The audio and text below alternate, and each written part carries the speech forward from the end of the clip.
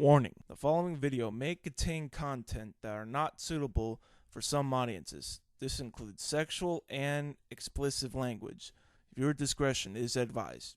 Hey there guys, Man in the Molly Vest here again, and I'm going back to Universal Orlando for one last update before opening night of Halloween Horror Nights 25. And if you haven't heard in the video, it's raining again. Ugh. I want everybody out there to pray to whatever deity you have, or if you're atheist, whatever, just wish or whatever. But basically, send it to the heavens or whatever, and make it stop raining for opening night, because I don't want another year of friggin' rain. Seriously though, I don't want another year in a row where it's raining.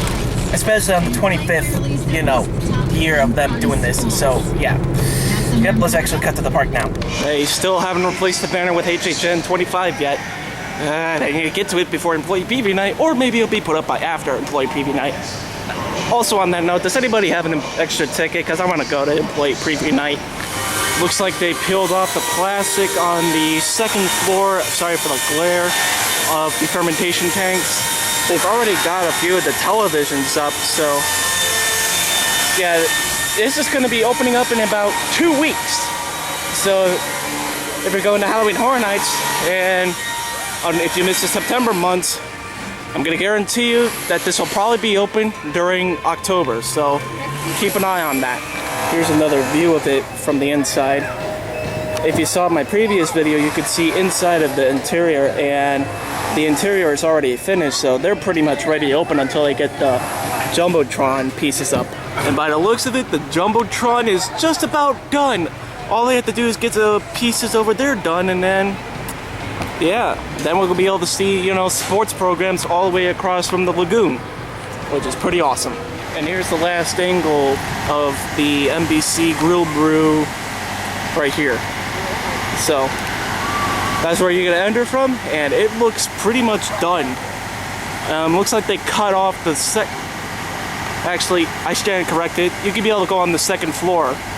So it's still gonna have the multi-level type structure. I'm just hoping that there still be a little bit of a game room up on the second floor. If not, oh well. But let's look over here though.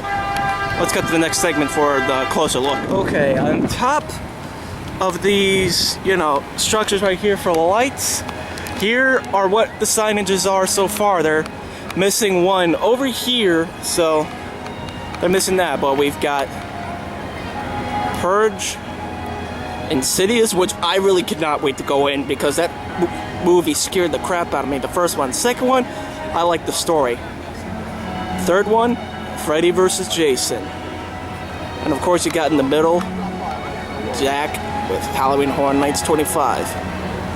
Over to our left, The Walking Dead, The Living, and The Dead.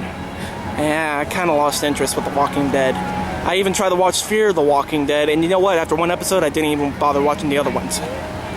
And lastly, I think they just reused the one from 23, but An American Werewolf in London.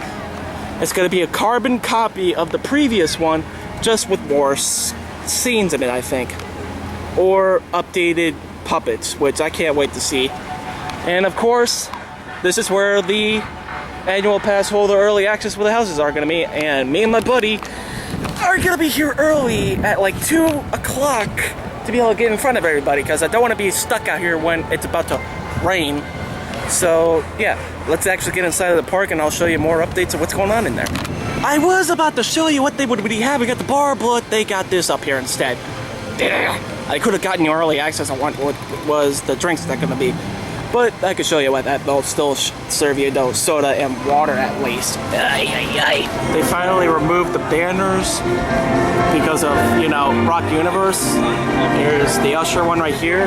Now how the Scare Zone is going to work, it's going to be like Face Off with the platforms, but they're going to have a kill like every 2 hours is what I've heard. You got Storyteller right there. You've got the director right there. That would probably be me as a psychopath. And then let me get around to the last one. And then lastly, you got the caretaker.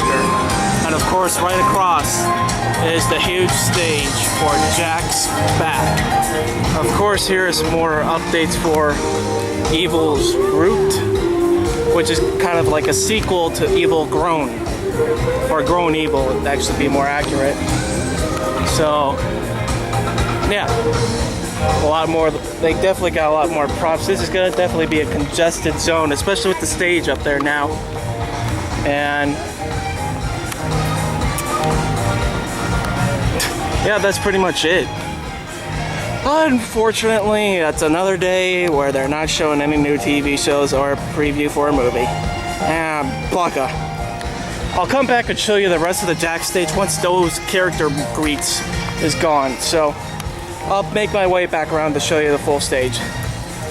So yeah, I'm gonna ride a few more rides and then I'll show you the rest of the stuff.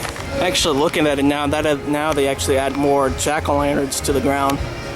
I really can't wait to see how this scare zone's actually going to be like, because there's a lot of props in here just for this little scare zone, which I love. So, all right, let's get out of here before I get copyrighted for this song. All right, looks like they updated it a little more. They moved. I guess they're not gonna have the bus smashing in, because the bus, unless they have two, highly doubt it. But the bus right there, that's from The Purge. There's more props out here. Shipping containers. Looks like the Insidious house silhouette is finally painted. Can't see much from up here. Sorry for the wind if it's catching on the camera. But anyway, now it actually started to look like a house now.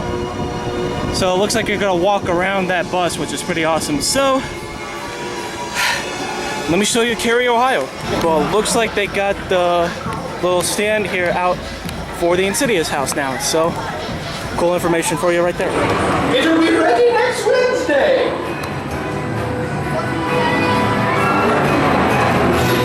That was pretty hot, wasn't it?